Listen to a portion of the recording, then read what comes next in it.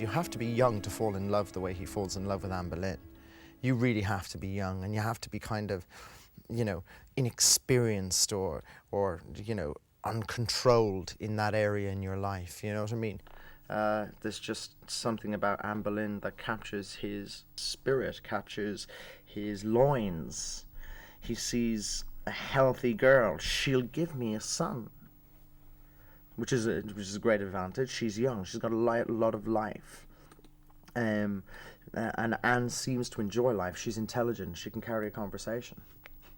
I mean, at the end of the day, especially if you're a king and most of your marriages are arranged, you want to know that they don't look like horse meat and they can carry a conversation, because you're going to be with them for a while, or they're going to be around. He was married to Catherine of Aragon for a very, very long time. His relationship with Catherine was wonderful. He loved her deeply and they had a deep respect.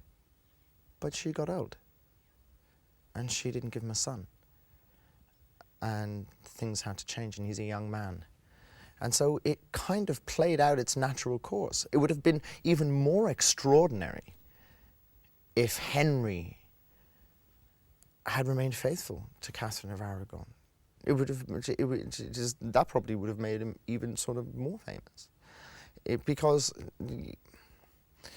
the nature of relationships for people of this stature, who you fall in love with is a matter of state. It's politics, and who you marry is a matter of state. And it's very, very hard to be a human in that context. And what we're looking at, I hope, because I haven't seen anything of the production so far, and I won't see anything before anybody sees this, is that I hope people will get what I hope we're getting is somebody who's not allowed to have emotions having emotions, and how they upset it's the world around him, which he wields so much power in.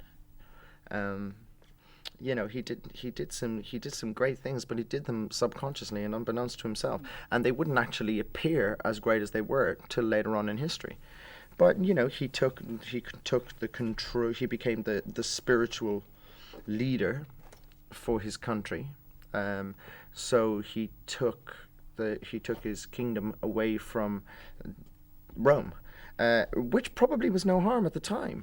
Rome was not a very loving, giving, religious, spiritual place to do business, even spiritual business.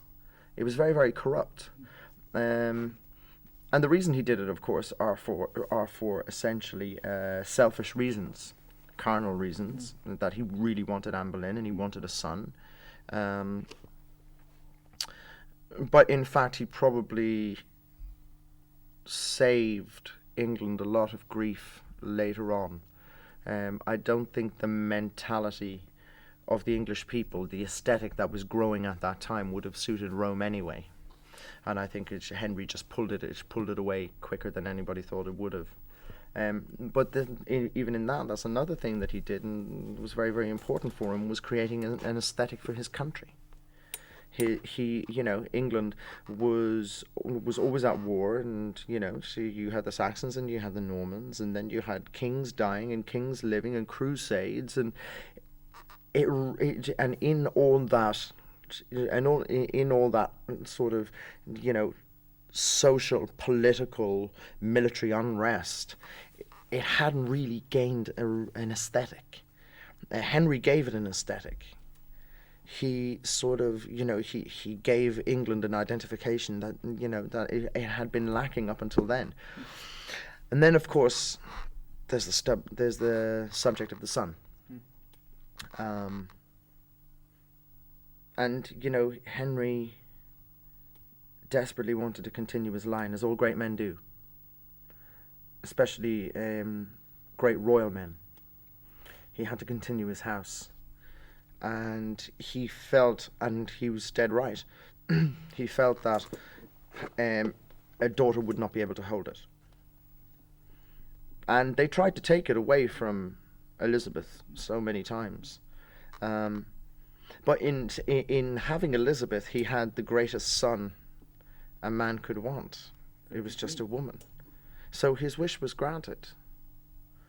it was granted to Anne Boleyn's child, not to Catherine of Aragon's.